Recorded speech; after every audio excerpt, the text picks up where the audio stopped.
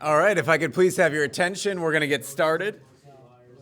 My name is Johnny Burtka, and on behalf of the Committee for Responsible Foreign Policy, I'd like to welcome you to tonight's event, The Moral and Financial Implications of Endless Wars, featuring Lieutenant Colonel Daniel Davis and Stacy Washington.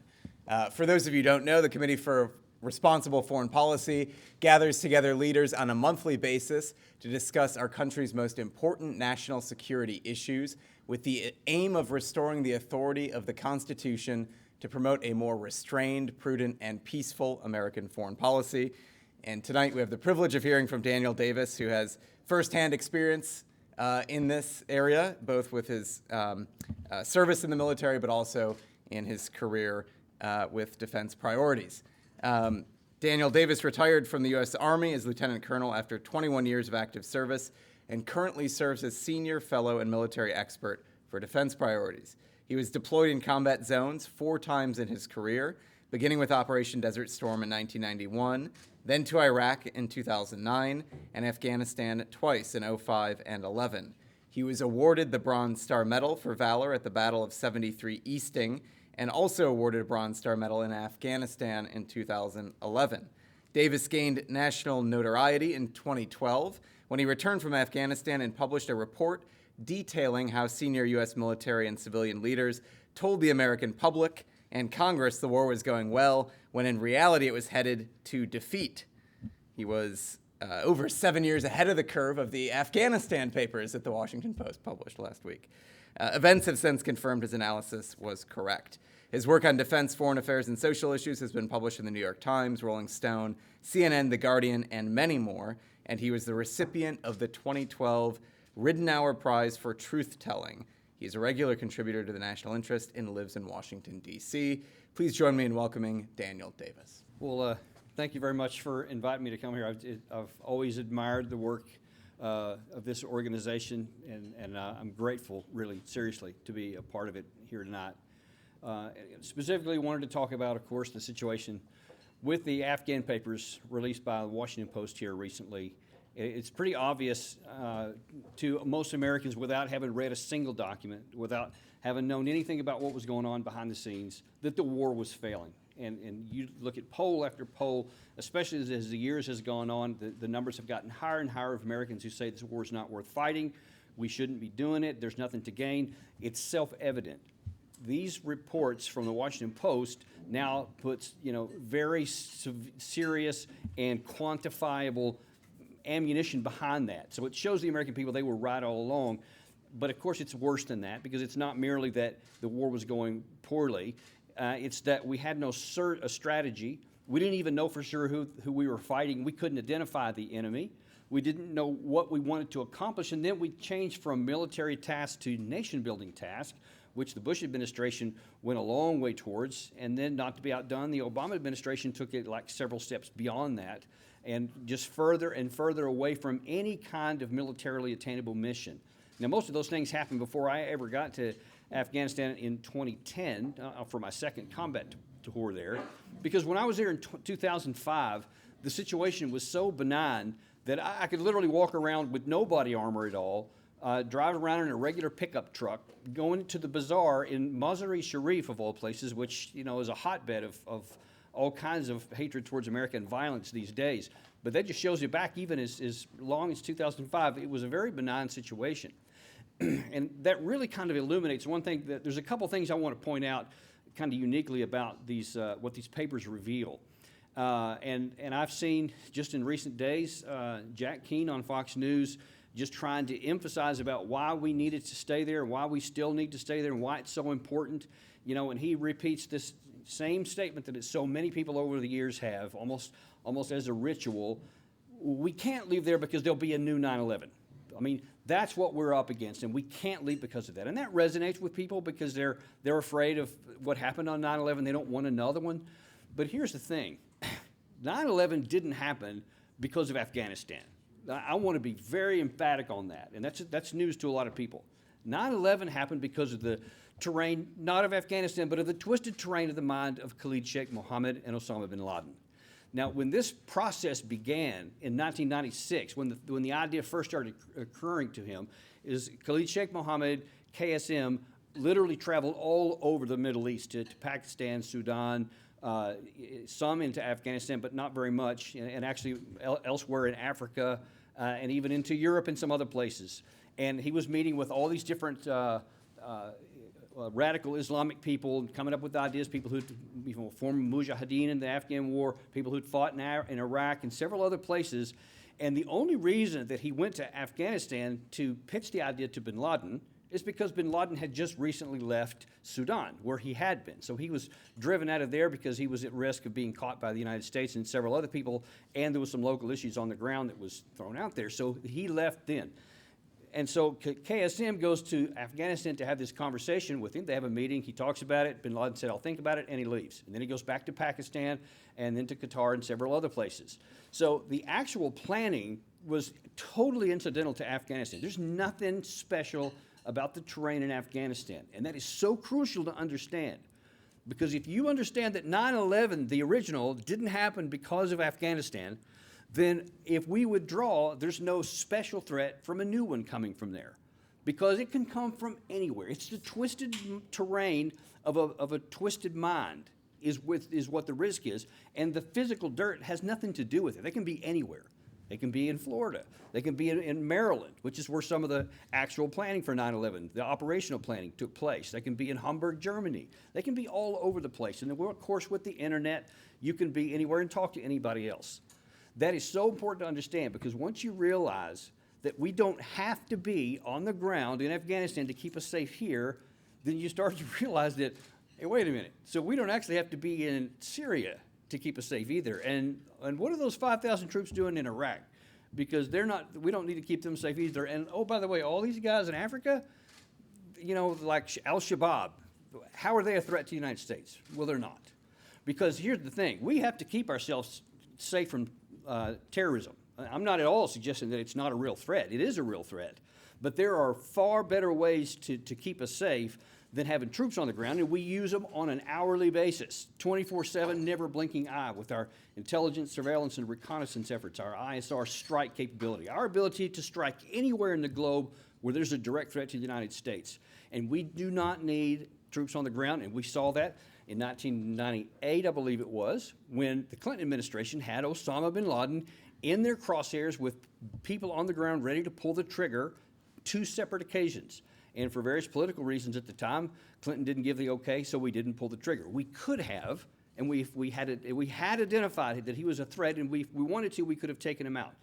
Al-Baghdadi raid is an even better recent one, because we didn't have any troops on the ground in that part of Syria, and they actually came from many other places. They could have come from anywhere. We could have taken them over on a ship. We could have taken them over clandestinely. They could have launched from nearly anywhere, but we did it with an ability to strike from distance onto where this threat was, even without anybody on the ground here. That can be repeated anywhere we have. Anywhere there's a threat to the United States. That's how we keep ourselves safe. And through great cooperation between federal, state, and law enforcement officials, between interaction between our intelligence agencies and friendly intelligence agencies, so that we're constantly monitoring traffic. So, for example, if there's somebody in Syria, let's say that he actually did want to do harm to the United States. Okay, how is he going to do it? How is he going to go from Syria, from some of the Deir ez-Zor area, for example, or maybe from Idlib or some other place? How is he going to get to the United States? How is he going to make good on his desire to harm us? Well, he has to leave from there. He has to maybe move money around, and then he has to physically get from one place to another. And of course, there's so many gates that he can trigger all along the way, and we have great eyes that are looking for that everywhere. And we have uncovered scores of potential terrorist attacks against the United States over the years through these very means. And it only makes sense, because what do we do for all these, like what they used to call the Fatah in Pakistan? We don't have any troops there. Or from the millions of square miles of area in Africa where we don't have troops. I mean, how do we keep ourselves safe there? Or Sudan, because all these other places where these wars are going on, Libya, I mean, the list never ends. We can do that every day, and we have to. And so you see, when you look at the map of where we actually have troops, they're literally just pin spots across the globe. But you see that there are millions of square miles of area where they could be. And we have to keep ourselves safe there. So I want to just completely shoot in the head 4 times this idea that we have to have troops on the ground in Afghanistan to keep us safe here, or in Syria, or in Iraq, or in Africa, because we don't. We don't have to do that. Now, so that's the fundamental. So the reason why people are saying that we can't leave is no longer valid. It's empirically not valid. Then now you add in, you fold on top of that, what we've seen with these Afghanistan papers in the Washington Post, and we see that I was not exactly breaking news in 2012. You had the Secretary of Defense, you had senior-ranking generals, you had ambassadors. I mean, people at the highest levels, much less at the lower levels where I was. You know, they saw that there was nothing going on. They saw that we had no idea what we were doing. We didn't have a strategy. We didn't even know what we wanted to accomplish. And yet, what do they tell the American public? Every time they have a TV interview, every time they go in front of Congress. David Petraeus, sorry, he was one of the worst.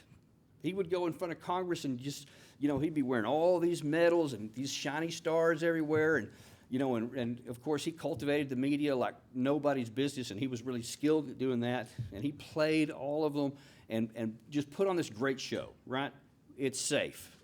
You know, we're on the track. We're making progress. We just need, you know, just stay the course. We need to keep going here because we're on the right azimuth, as he loved to say all the time, except we weren't.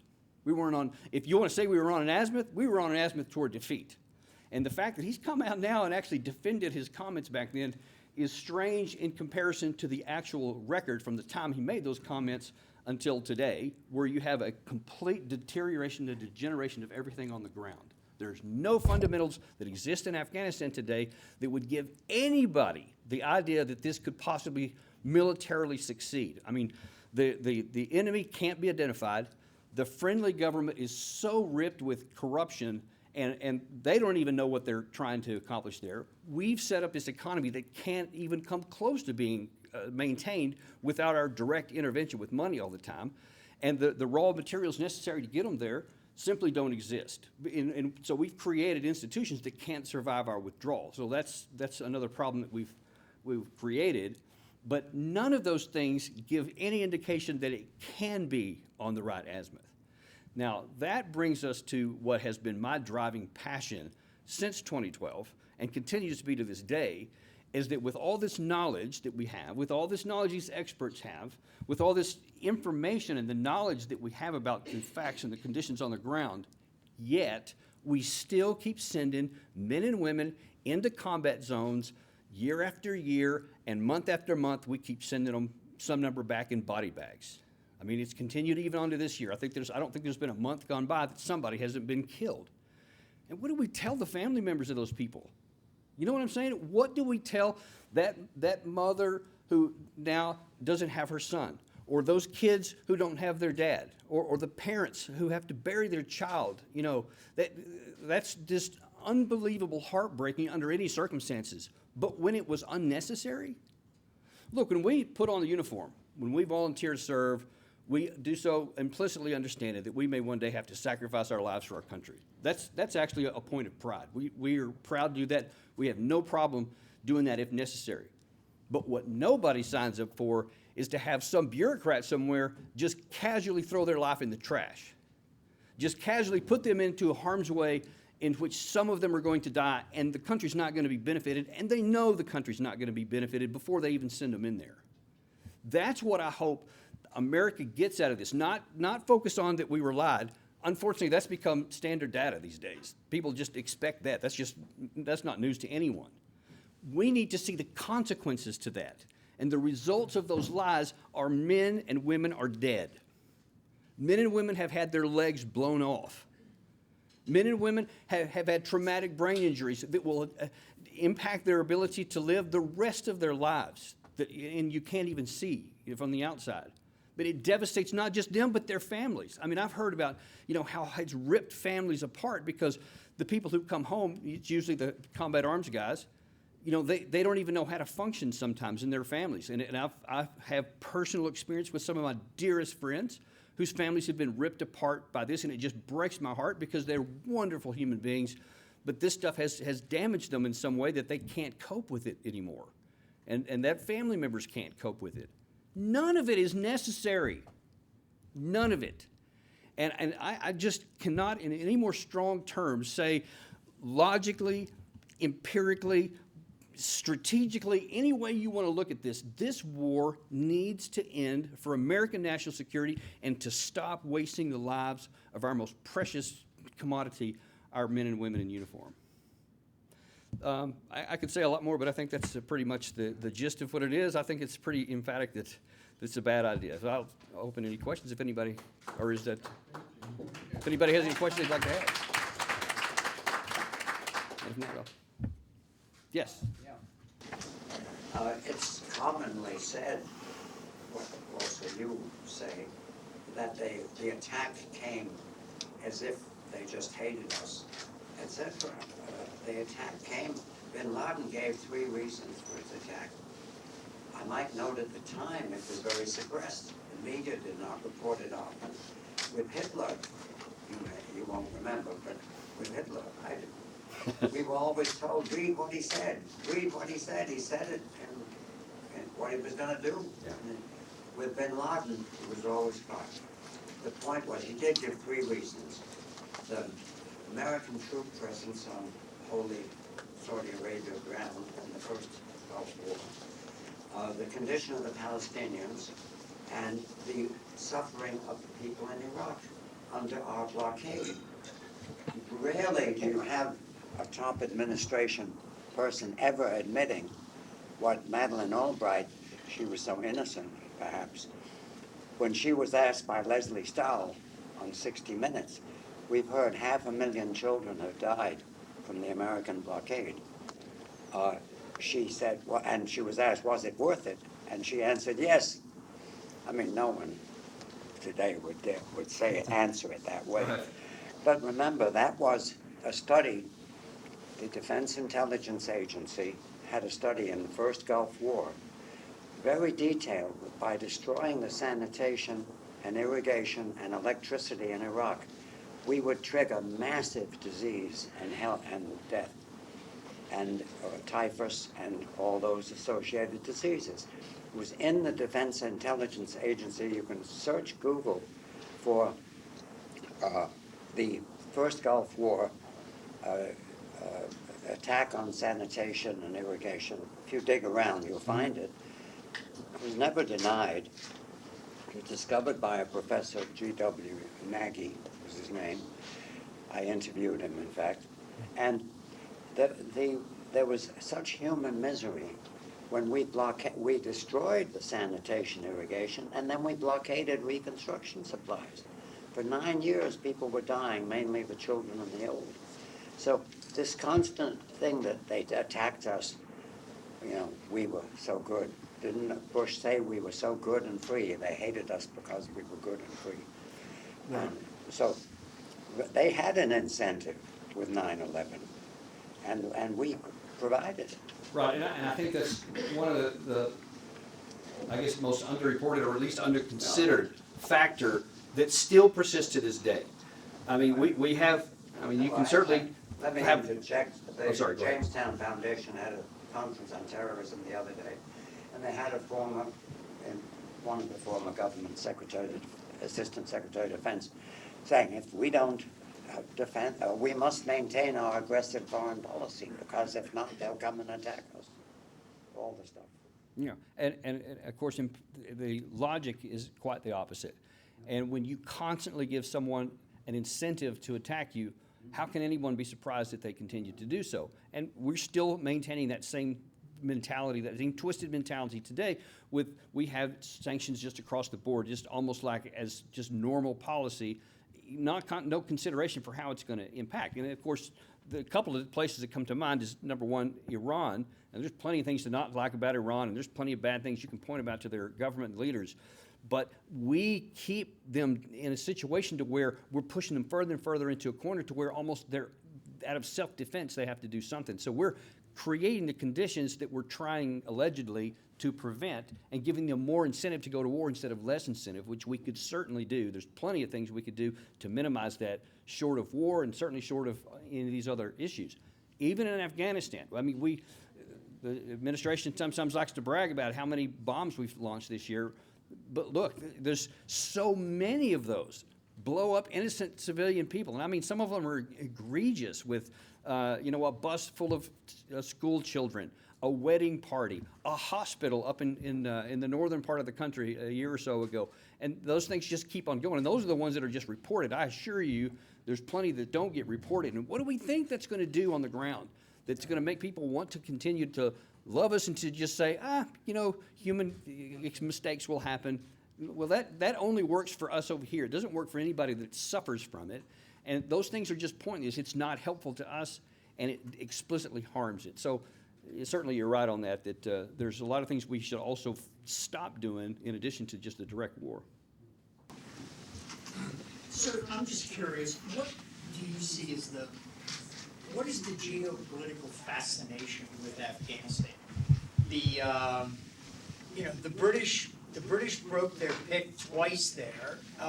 The Russians, now us. What is this obsession almost with somehow getting that little piece of earth under control? Well, a couple of things are at play. Number one, we're not the Soviets, so of course we won't fail like they did. And well, the British, that was way back in the past. So we're a lot smarter than them, even though the Soviets recognized after, I think it was like 6 years, that it was a losing deal, and they took 4 to get out. So it was in 10, they made good on it, and they actually got out in order. So we want to cast a finger at how they failed, but yet we've not been willing to make that same recognition, and we have a lot less order than they had. That's one of the big ones. But the overriding one is that the Lindsey Grahams of this world keep the fear of a new 9/11 in the minds of people constantly. And Jack Keane did the same thing just the other day, as he always does. Petraeus is famous for this. It's almost like a citing scripture. They want to throw this stuff out there. And so it keeps in the minds of people, they're like, well, I don't really understand that, but I don't want to get attacked again. So he's a general. He must be right. Somehow we have to penetrate that no, it's not right. And I don't care what the Soviets did or anything else, or whether it's going to be embarrassing for us to shut it down, because I'm not going to continue to perpetuate failure to cover over my inability to end this war. But somehow we're going to. But I think those are the main reasons why. Hubris, basically.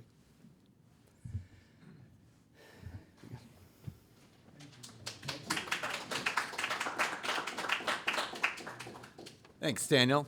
Our next speaker is Stacy Washington, the host of the podcast Stacy on the Right. Stacy is the co-chairman of the Project 21 National Advisory Council of the National Center for Public Policy Research. She is an Emmy-nominated TV personality and documentarian, serving as host of Missouri Best in the Midwest. She is a decorated Air Force veteran and fourth-generation to serve in the armed forces. She is nationally recognized as a public speaker, having spoken at Washington University's Lifelong Learning Institute and the University of Missouri. She has appeared on Fox News, Fox Business, CNN, The Blaze, PBS, and many other stations. Please join me in welcoming Stacy Washington.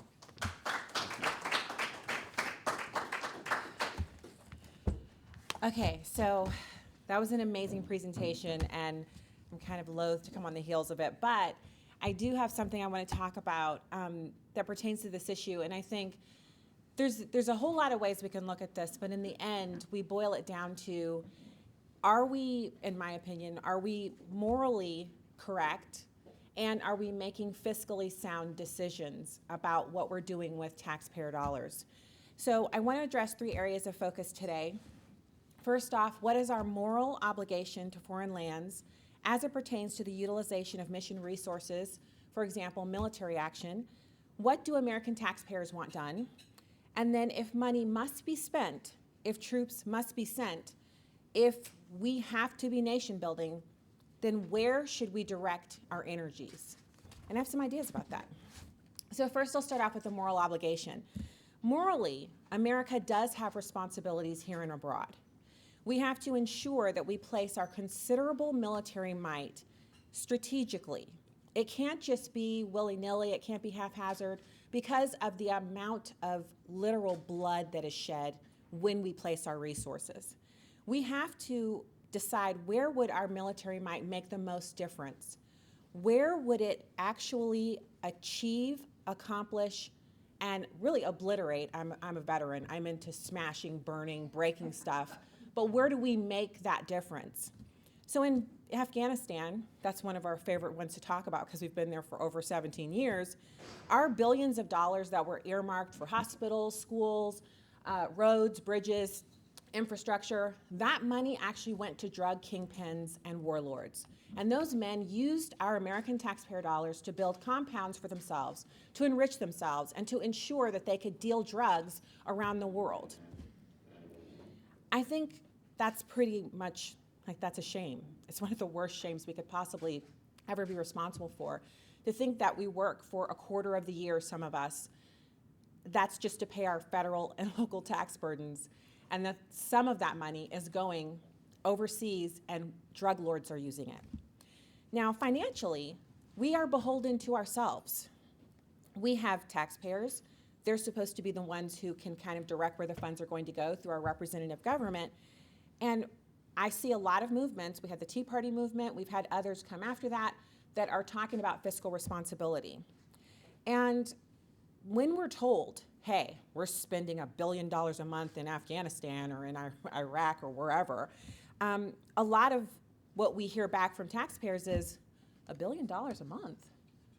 Yeah, well, yeah, the old numbers, $1 billion a month. I remember when it was $1 billion a month, I thought, how can we spend $1 billion a month outside of this country? So I had to go look and see what is our annual budget as a nation. My favorite time of year is in April, when Drudge Report will also, just his headline, it's always the first week of April, record tax collection, another record year for tax collection. We always collect more every year than the year before. We never have a year where someone says, I can't believe it.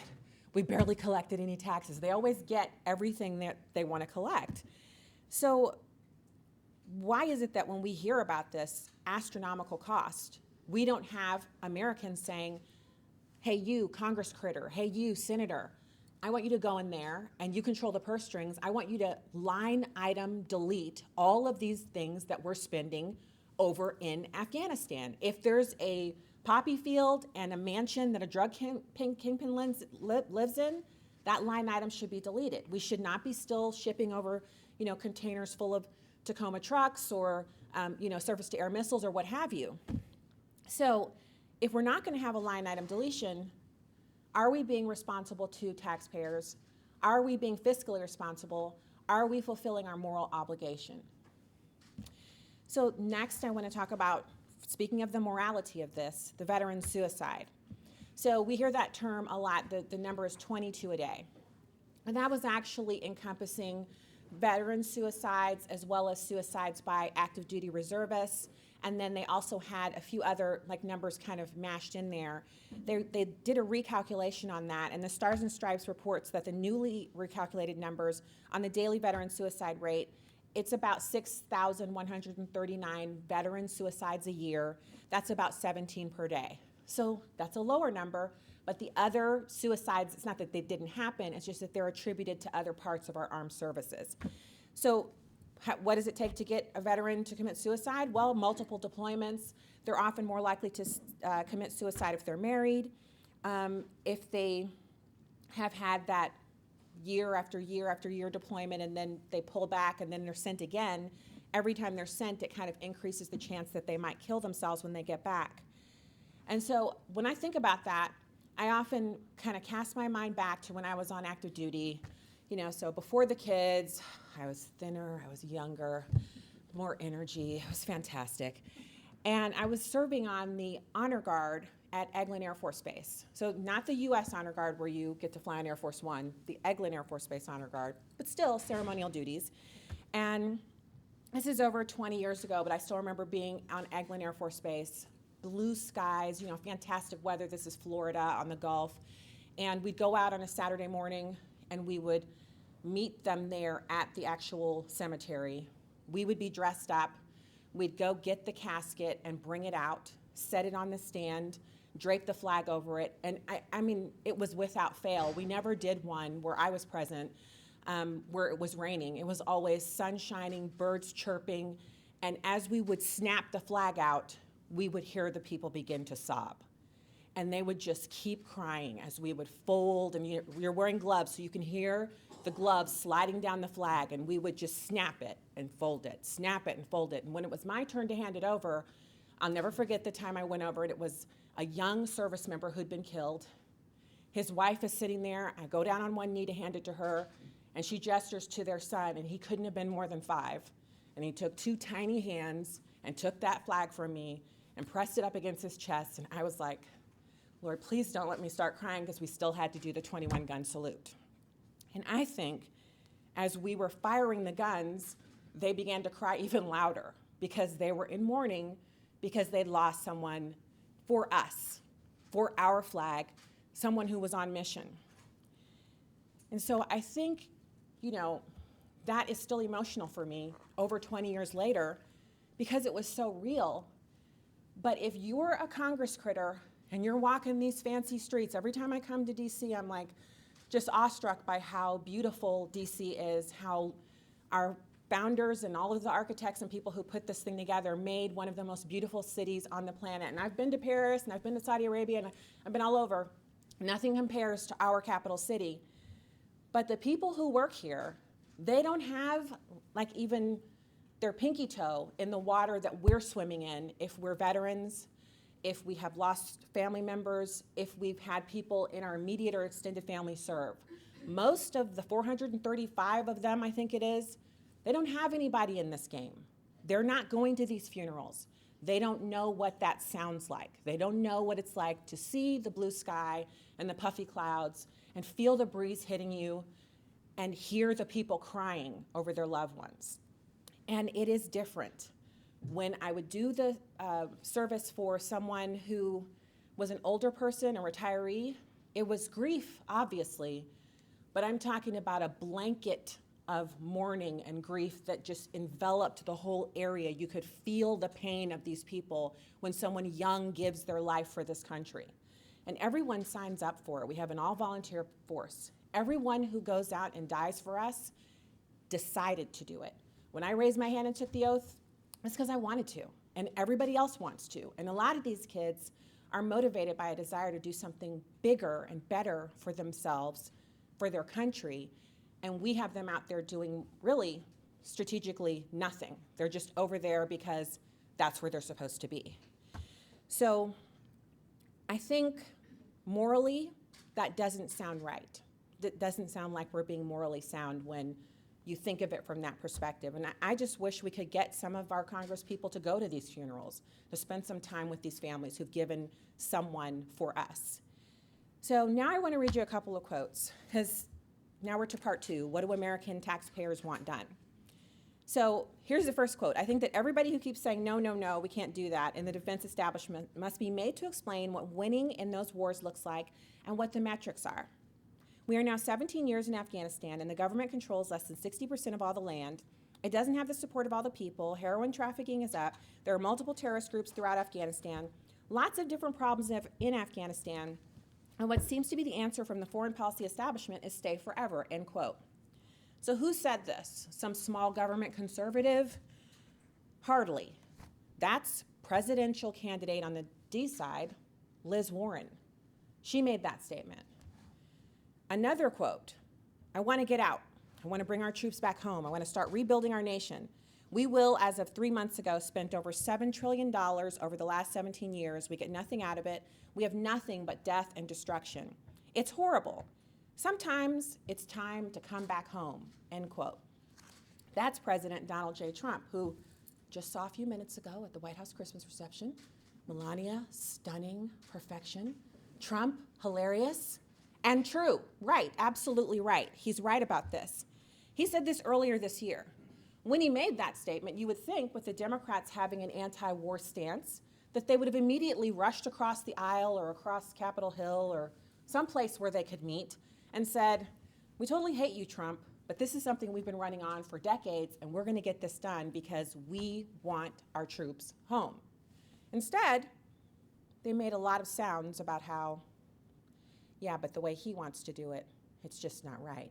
He wants to do it, he's disorganized. He doesn't want to do it the right way. Now, I don't know about you, but bringing troops home in an orderly fashion over a period of time, what other way is there to do it? I mean, I guess we could call them back home at the same time, but we're still talking about moving hundreds of thousands of people, materiel. It doesn't happen in one day. So it's either going to take a short, sustained drawdown or a medium length one or a long length one. But if he said he wants to bring them home and that's what Democrats really want, then why aren't they doing it? Well, I don't know. I don't know why they're not doing it. But I actually have something I think we should do with that effort because we're wasting it in Afghanistan. And I'll get to that in a minute, but I want to go to the polling. So a year ago, on the 17th anniversary of U.S. entry into the Afghanistan war, American taxpayers are spending $45 billion a year on an engagement that has no clear strategic objective. So some polling was done by Real Clear Politics in connection with an organization whose name I will not say for fear that people might get angry, because certainly the people who make our soap and pretty much everything in this room are just evil, evil, evil to the core. But they did this poll, they paid for it, and it showed that 53% of Americans and a staggering 60% of veterans want lower troop levels or to remove all troops from our foreign entanglements within 1 year. Now that was a year ago, and not much has changed. So when asked what should be done over the next 5 years, poll respondents said, 57% of them, and 69% of veterans polled, said they want all of our troops out of Afghanistan specifically. That's a huge, hey, get this done right now. You don't need anything more. You don't need a mandate. You don't need any more polling. We don't need to add this as a census question. We just need to do it, right?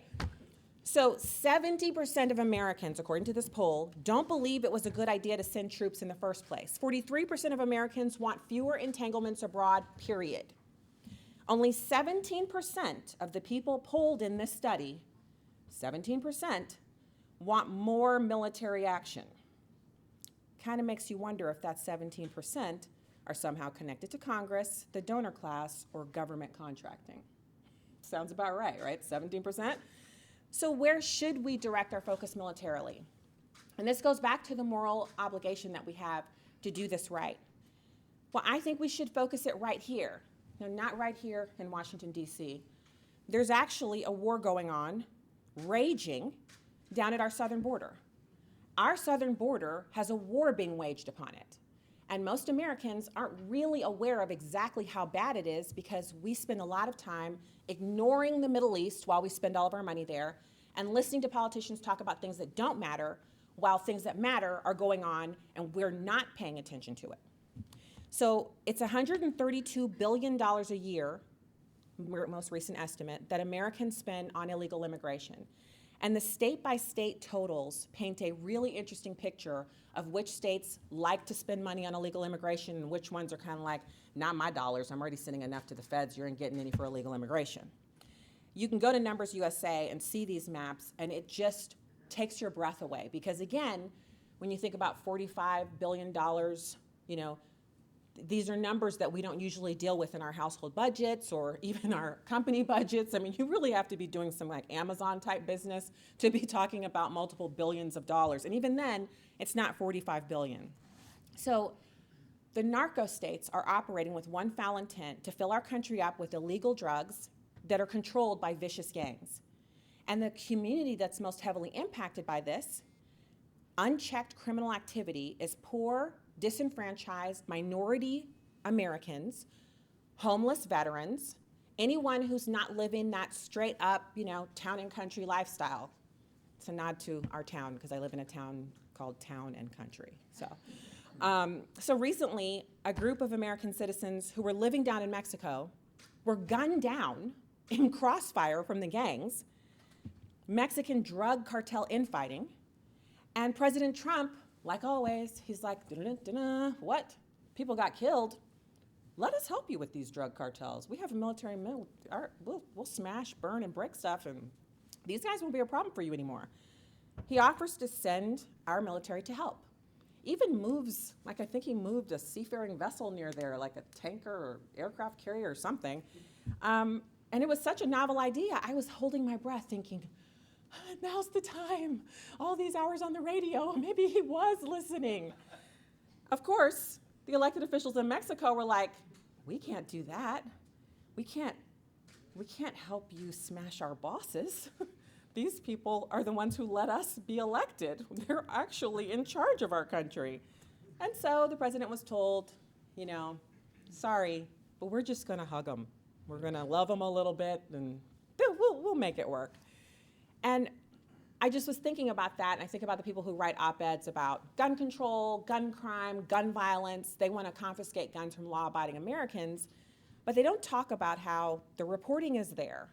People have written op-eds, I know I have, about how just in St. Louis City, you know, we're sometimes #1 for crime, sometimes #6, but we're always in the top.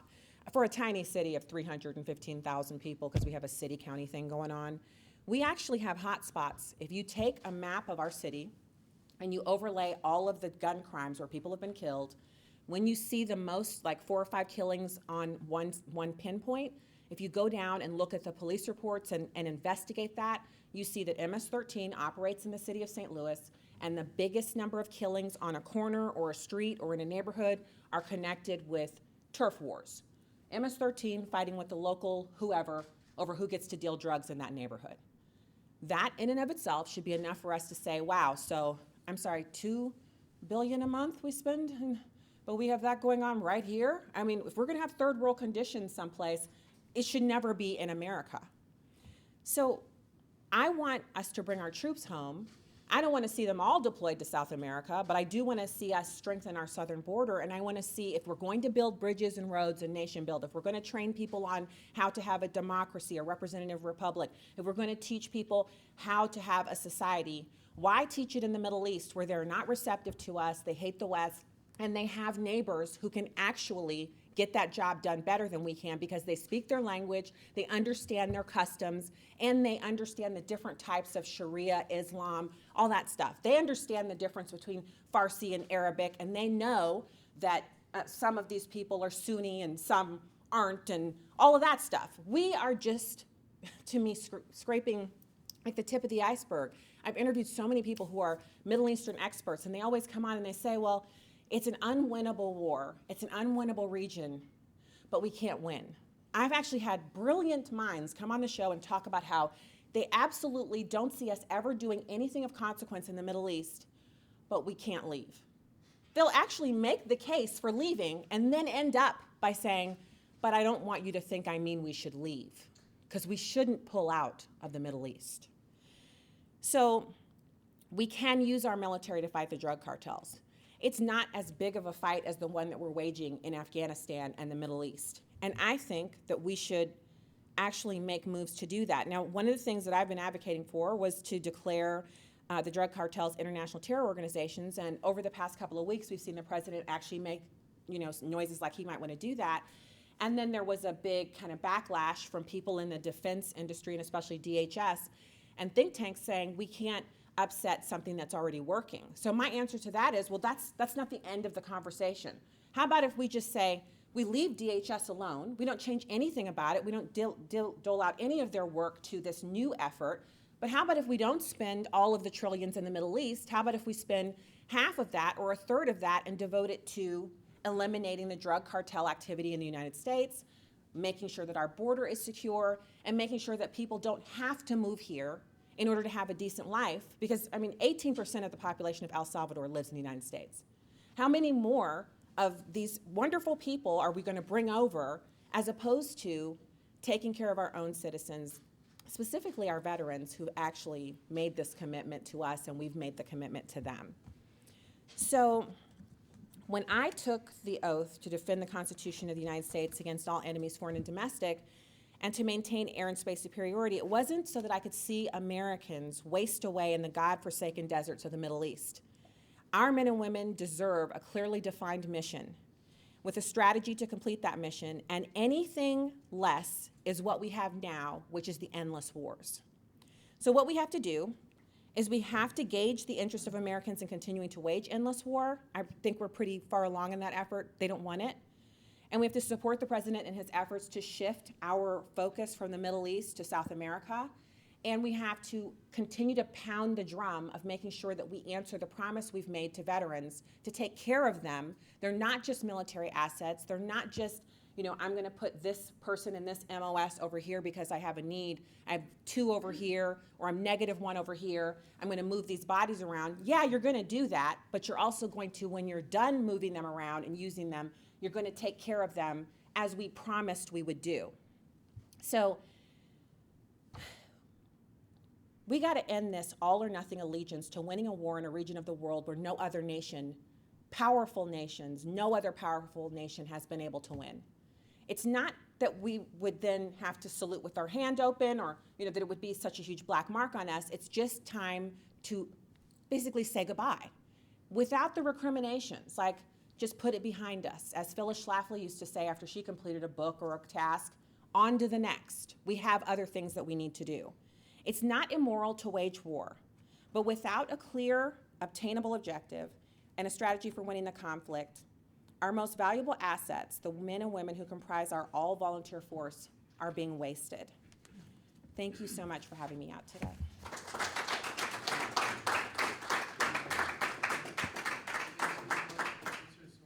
Oh, okay. Doug, you talk about this all the time. Well, yeah, that's why we're here, this lady. Now, tell us about that particular event that you described earlier where you handed the flag to the little boy. So Air Force Honor Guard is, it's a ceremonial duty. It's an additional duty, and you basically just sign up for it. And then they fit you for the ceremonial outfit, and you go out to do funerals. We also would do, like the events, like if, let's say, someone was visiting, like the Secretary of Defense, they would roll out an SR-17 or some beautiful jet in the hangar, King's hangar, and some of us would be tasked with carrying the flag in so that people could say the Pledge of Allegiance before he spoke, things like that. But the funeral duties are the main reason that you sign up to do it. And they're the ones where you just, you show up and you're there to carry the casket. It's a funeral. But you never know who you're going to see underneath the tent. Sometimes you look over and it's just a few people. And it's some veteran who, he passes away. It's not really like that he's young or he's old. It's just kind of, and the family kind of expects it maybe. It's not as emotionally riveting. But there were just more of them that were emotionally riveting for me, because sometimes we'd show up and we'd look over and there'd be like 25 people under the tent. And there'd be, older people in their military, old military outfits, and people in wheelchairs, and they would all be sobbing over this person that they lost. And, we would ask, sometimes we'd say, well, who was it? Like, and we would know it was someone younger because the older people weigh more. So, when you go to lift the casket, it would be heavier. But if it was a light casket, we would kind of look over and, you can spot the wife right away. And sometimes there'd be small kids. And we would always say, we're on active duty. We signed up for this. We know this could happen to us. But it leaves an impression on you that you think to yourself, those people experienced it, we experienced it with them, but there are people who are making these are just huge decisions. To be at war anywhere in the world without a congressional authorization is to strip citizens of their right to weigh in on how our money is spent. So it makes us all complicit in the things that you were describing. When we're putting sanctions on people, and then we're also waging war in their country, and we don't have a congressional military authorization, it doesn't put us off the hook. And you talked about, quoting scripture. I'm one of those Bible thumpers. I live in the middle of the country. I go to Bible study. I memorize scripture. I'm not looking forward to trying to explain at the judgment seat how I'm not partially responsible for paying all of this money in taxes while these things are being done in, it's in my name, it's in your name. We're all responsible. And so it makes it all the more critical that we would say, you're not doing that on my behalf. You're not going to crush 45,000 or 450,000 kids on my behalf unless it's in the course of doing a just war. Obviously, we have good reasons to wage war. At times, we have to wage war. It's not that all war is unjust. But in this case, it's bad when the troops say, they don't really know why they're there. And they've said that, many of them, so, yes. How do we make the war issue as hot for Christian conservatives in churches as their standard social issues? Because I think that's a big opening for growth to curtail the war. And one of the So, yeah. biggest blocks of support for war has been the conservative churches. Well, but it's kind of nuanced because it's not that conservative churches support war, it's that they have so many of their own people serving. So they don't want to give the appearance that their son, daughter, nephew, husband, brother is over there and they don't support them. So you're towing the company line, but you also are on your 5th or 6th deployment and you're like, this is ridiculous. Are there anybody else, any other troops that can go? My husband's on his 5th time. And it's just tearing families apart. I think we need to have people, just like people go up in the pulpit and they have guest speaking for other issues, we need to have people go in the pulpit and just like we're standing here talking about it, we should talk about this content. It's not political if you think about it. Politics is a tool. I shouldn't say it's not political. It's not partisan. It is not partisan to say we have too many theaters of war that we're operating in. That's not a partisan thing. We were actually in the car earlier today. My dad's just retired and they had a luncheon, so I'm like in town. They're like, well, we're having a luncheon. You have to come. So I go to that.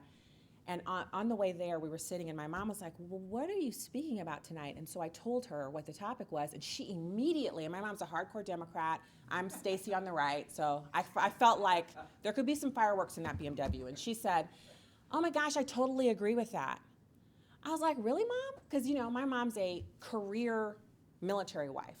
My dad retired from the U.S. Army. He served in Vietnam. I still remember him coming home and tossing his service revolver on the dining room table and then hearing her yell, not on the dining room table! And then he would begrudgingly pick it up and put it on an end table.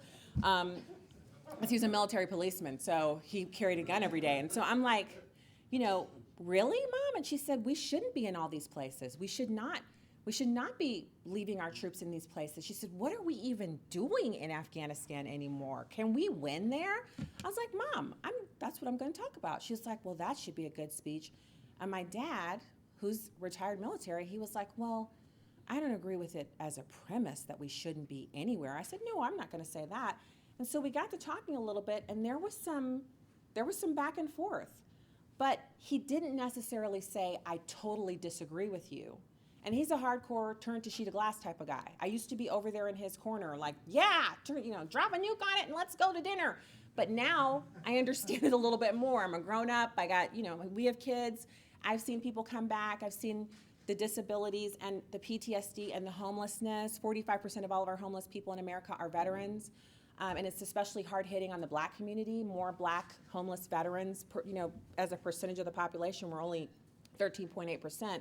We're like 21% of the homeless, are Blacks. It's just like, what are we doing? So, A lot of the big churches, Southern Baptist Convention condemned World War I as a national policy. This is the way churches used to be in America. yeah, and they could be that way again, but if they don't know, they're not going to come out on their own. Christians are not going to just come out on their own and start being anti-war, because anti-war as a phrase is associated with hippies, people who smoke weed. That's not their crew. You're not going to just jump out of your tribe into somebody else's tribe on an issue, even if you agree.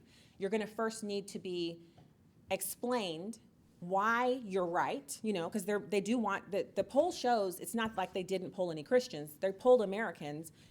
People want troops home. The question is, how do we say to them, it's actually okay for you to express that. It's okay for you to start reaching out to your senators. When they start reaching out to you on the break, it's okay for you to say, by the way, didn't you run on reducing our foreign entanglements? Do you still believe that? Why don't you actually vote that? Why don't you make them get a congressional authorization? These are great things to say to your congressperson when they start, because this is the season. They're back in the home districts. They're going to be calling. I know I'm going to get a call to meet at the Starbucks near Nighthorse. If I bring the kids, they get hot cocoa, although they're young adults now, so they will not come. To say hi and check and see if there are any issues that I care about, and I plan to just broach this topic. I won't bring this red folder, but I will broach it with them. So yeah. So you mentioned a second ago that you had a number of your guests that made the case for getting out, but then ended by but we can't. Mm-hmm. So people have been saying that for a long time. Have you seen any possibility that the release of the Afghanistan papers might be weakening that position? Because as I mentioned, there was some that are still to this day continuing to say that we can't, even though all these facts are out there. And then maybe a better question is, do you have any sense that there's a way to overcome that? Whether it's, with these pollets, it's just, an inch at a time until we get, mass built up. How do we get over that hump? So I think it's kind of like, everybody remembers, and I can never remember his name, but you know the guy. He was on, I think, CNBC, and he let out some kind of scream on television about government spending, and they say that scream was the sound of the birth of the Tea Party, and then after that, it was like him screaming about overspending. Yeah. Yes, he screams about overspending on cable TV, like a lunatic. He literally just was so frustrated. And it almost gave everyone else the chance to kind of say, oh, after Thanksgiving, we all unbutton, or you hopefully are already wearing your stretchy pants. You kind of just relax, right? And so people just relaxed and admitted, Democrats, Republicans, they were just like, I am sick of paying these taxes, and I'm sick of hearing about them wasting my money on $800 toilet seats. I do want smaller government. I am tired of getting a permit to glue a piece of stone to the wall or to screw a cabinet to the wall. I am sick of this. So, in my opinion, what's needed is for us to, it may be a primal scream, maybe it's just someone passionately explaining to a congressperson who then explains it on television. We just have to have someone to smack down every time they pop up. Like you said, it's like clockworks. They just arise out of the mist and say, don't forget, if we ever leave Afghanistan, it's 9/11 every day until you die. We're not all going to die. In fact, if we were to pull out, we might be able to prevent, there are things we can do, like stop being the flight training school for the entire world. We could stop doing that. We could actually start doing the same kind of things that the Israelis do when they profile. They actually profile based on most likely characteristics, as opposed to saying, hey, Stacy, your hair looks too thick, and so I'm going to have to take this glove that I rubbed on everybody's crotch before you. And, that's what they like to do to me at the airport if I have my hair in a ponytail, because it creates a little mass that they can't figure out what it is. So I make them change the gloves, and it's like a standoff. Like, they don't want to change the gloves. I'm like, did you not just pat that person down? Can't you change? My hair's freshly washed. I mean, it's my real hair. Do you really need to touch it? Sometimes they'll say, let me just show you there's nothing there. I need to touch it. I'm like, well, you need to put some new gloves on then. If we're going to get personal, you need to get some fresh gloves. So it's the kind of thing that we're seeing always the same people reliably pop up and say things that we know what they're going to say. We need to decide that they're not ever going to say it without us responding. Even if, so we won't get on TV every time they get on. Lindsey Graham has standing orders over at all of the biggest cable. But we can put an op-ed out. Once again, Lindsey Graham has popped up predictably to say that if we leave 9/11, we will all die. Here are some things from the Afghanistan papers that show that if we leave, we could actually avoid some future carnage. And we just keep hitting back. And, because I've been against Lindsey, and then I've been for him, and then during the Kavanaugh hearing, the ghost of John McCain left him, and he actually was able to be himself for a while, and he was so strong and so powerful and so wonderful. And I was so for Kavanaugh, and he was so for him, and he was cursing out the others, and it was just great. But now he's gone back to being the other Lindsey. And so, accordingly, we have to oppose him. We have to stand up to him. We can't just let him be the other Lindsey without repercussions. And, and also we have to keep in mind, what is our window for actually doing something like this?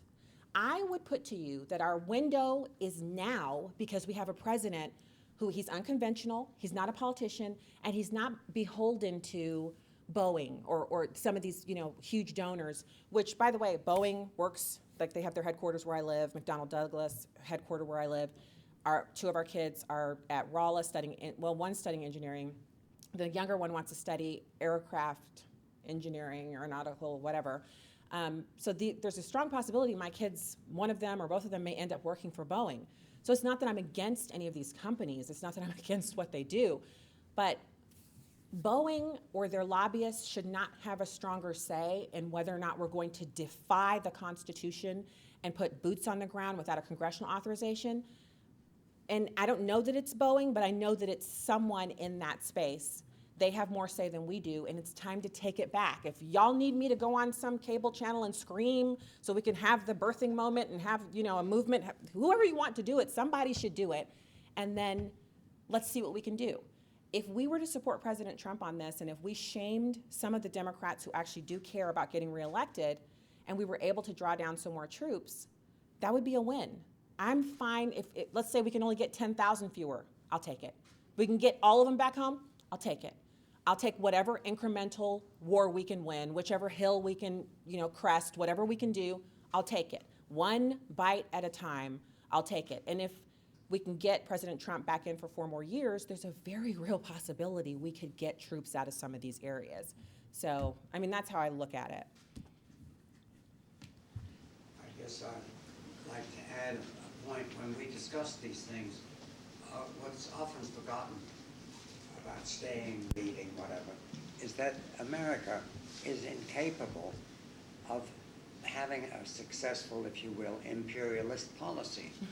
When I listened the other day, a man speaking about Turkey and the Kurds and the Syrians and all the border, trying to explain, and I thought, is the U.S. government or military going to learn all these things and decide who are the good guys and this? And I submit that we create more enemies than we kill. Yahoo had a little note on their page, 25 countries where America is now hated. And yet after 9/11, no one, we were supported in all these places. There was sympathy for us. So we had a very a great article once, The 7 Habits of Highly Effective Imperialists, by Jim Pinkerton on our magazine Tack. I often refer to it. And he goes into how the British and Romans did it. And one thing I remember particularly was send your children to learn Pashtun and Irgun and whatever the hell all those languages are, and send men who are going to spend their lifetime there, becoming experts.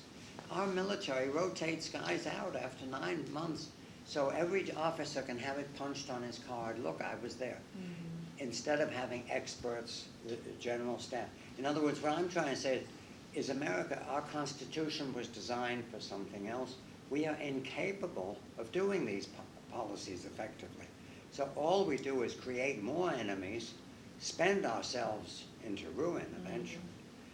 And just always bear in mind, it's not a matter we could do it better, or we could stay, or we could bomb more people. And we are incapable. We will always only make it worse. Well, I agree with you. In the Endless War DVD that we received the last time we were here, I was watching it and I was shocked because, you learn this stuff in middle school, high school, but I was so surprised to find that every major world power has waged war in Afghanistan, and we hold the prize for being there the longest. And nobody wins. And I was also surprised that the tunnels that they have underneath the mountains are so complex and they go back so far that if you drop the mother of all bombs, you just blow the top off the mountain. You might collapse 1 or 2 caverns, but you don't actually blow up the whole thing, which would be the point. And I thought to myself, I used to work on 85th Test Squadron on Eglin Air Force Base, and one of their things that they test these missiles, and they can direct the missile to go anywhere. They can shoot anything. And they're very effective, and this is 20 years ago, so I know they're even better now. But we lack the military firepower, the most advanced military on the face of the earth outside of China. We lack the military might to be able to destroy these people or to make lasting change. So what more do we need to know? We just don't belong there. We should be paying the Saudis to take care of it, or whoever over there wants our money to take care of it or to keep some kind of a lid on it. That's what we should be doing. And, working, because we don't have to bomb South America to bring some semblance of order there. We just need to actually focus on it the way we have in the past, focused on drug interdiction policies and things like that. And it would be much less expensive, and it would yield immediate results for us, namely letting our life expectancy rise back up, because the opioid epidemic has actually lowered American life expectancy. So many people are dying from it. We do have other problems. I think that's my answer to it is we have to stay there. We have other problems. Have you ever heard an argument between a couple They're sitting there. The wife is talking about getting a new kitchen for like 70 grand. And the husband's like, we got to send the kids to college. And then the wife is like, oh, yeah, you're right about that. So maybe the $70,000 kitchen can wait. Or maybe I'll go get a job to pay for the $70,000 kitchen. In other words, we're not getting a $70,000 kitchen. We should not be getting a $2 trillion or whatever that is. Well, we can't afford that new kitchen. That's an old kitchen we're paying for 30 years later. We can't afford it. So we got to find some way to make that point and then get other people comfortable enough to make it too. I'm not anti-military. I'm not anti-war. I just think we shouldn't be over there. I think we have other things that we should prioritize. So.